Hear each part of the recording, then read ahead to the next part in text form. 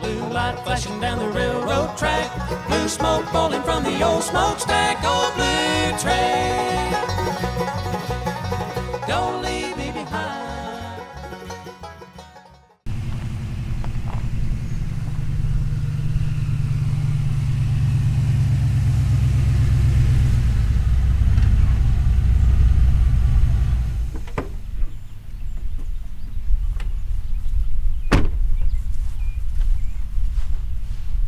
Hello folks, welcome to Outdoors with Bud. I'm your host, Bud Fields. Today I'd kind of like to give you some information to help you avoid what is commonly being referred to as ramp rage. I'm sure you're familiar with road rage, where somebody on the highway does something that will aggravate you and it can be a heck of a fiasco. The same thing can happen at a boat ramp. With boating and fishing becoming ever so much popular these days, overpopulation at the boat ramp is becoming very common. And what you always want to remember is everybody has got a right to use that boat ramp. In the hustle and bustle today, a lot of people lack patience. Patience is a virtue. I admit sometimes I don't have the best of it. But what I want to do today is make a few suggestions to you to where you can enjoy yourself in your outing without having a confrontation with somebody else at the boat ramp. In most areas where there's a boat ramp, there's a pre-launch area. That's a place where you can actually pull off the road to where the other people has got access to get in and out without you being out there doing a lot of stuff. And that can make like a traffic jam, so to speak. And what I'm going to be doing, I don't have near as much to do as what a lot of people do.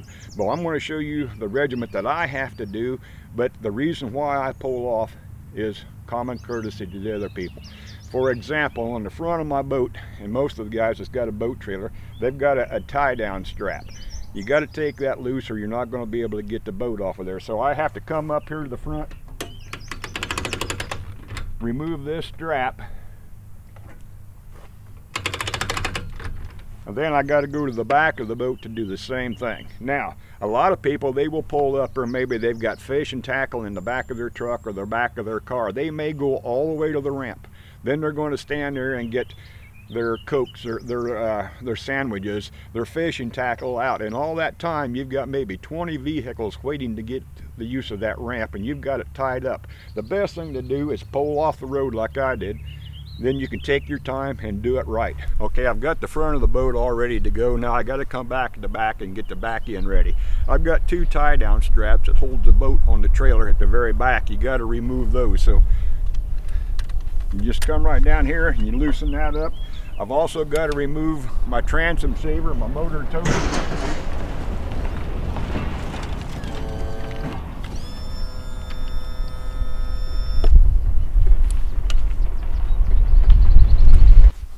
Okay, now I got to remove the other one to have it ready to go. And while I'm back here, I also have to hit my primer ball to get the fuel going up into the carburetors. It makes it start so much easier. Okay, another very important thing I've got to do before I'm ready to launch my boat, I got to reach in my storage box and get out my life jackets. I'm going to lay those in the seat where they will be accessible. Also right here at the steering wheel, I've got a bungee cord. I got to release that. That helps stabilize the motor while I'm pulling it down the road. I need to release that. Okay, that's good to go. Now on my electronics, I've got these road face covers that protects them while I'm pulling it down the road. I remove those. I've got another one on the front.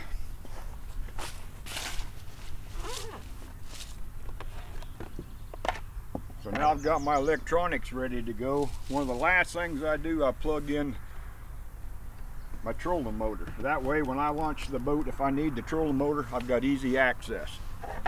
But that in essence is basically what I need to do. I've already got all my fishing tackle. I've got my cooler loaded with my soft drinks and my sandwiches.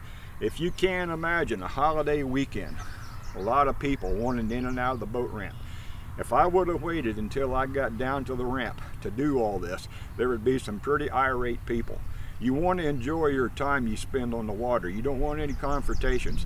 Trust me, if you spend a little time in the launch area, pre-launch area, getting your boat ready to go, before you get to the boat ramp itself, you're going to have a much better time and you're going to make a lot more friends. Okay folks, we're sitting here at the boating ramp right now on the boat, and one of the first things I do before I leave, I always make sure I've got my life jacket on and I've got it fastened. Also, I want to make sure that I reach over here and I get the kill switch strap, and I got that fastened. The reason for that kill switch is, you got to remember, when you're out there in the boat and you're running 50, 60, 70 mile an hour, accidents can happen. If you break a steering cable, or if you hit a floating part of a floating tree, you could be ejected from the boat. When you leave the boat is going to have a natural tendency. It's going to start turning automatically to the right, and it's just going to keep going in circles. If I get ejected from the boat, this lanyard connected to the kill switch will disconnect that kill switch, and as you're going to hear, that outboard motor will automatically shut off. Okay, you can hear it running. I'm going to pull that switch and disconnect it, and you're going to hear the motor stop right there. So the only thing this boat's going to do is just going to glide. Even if it does come back towards me, the motor's not running, the propeller's not turning, nobody's going to get injured. Once again, make sure you got your life jacket on. The state law requires anytime the outboard motor is running, you have to have a life jacket on. They're just like a seat belt or a harness in your vehicle. They will not work if you do not use them. And a lot of people say they don't like to wear a life jacket because they're too bulky. Not anymore. The ones that I use are these real small ones. You don't even know you got them on. They've got a CO2 cartridge in them. The minute I get in the water, all I have to do is pull this little switch and it automatically inflates. They're not cumbersome, they're not bulky, and they're extremely comfortable. Get one for everybody in your boat. Flashing down the railroad track, blue smoke rolling from the old smokestack.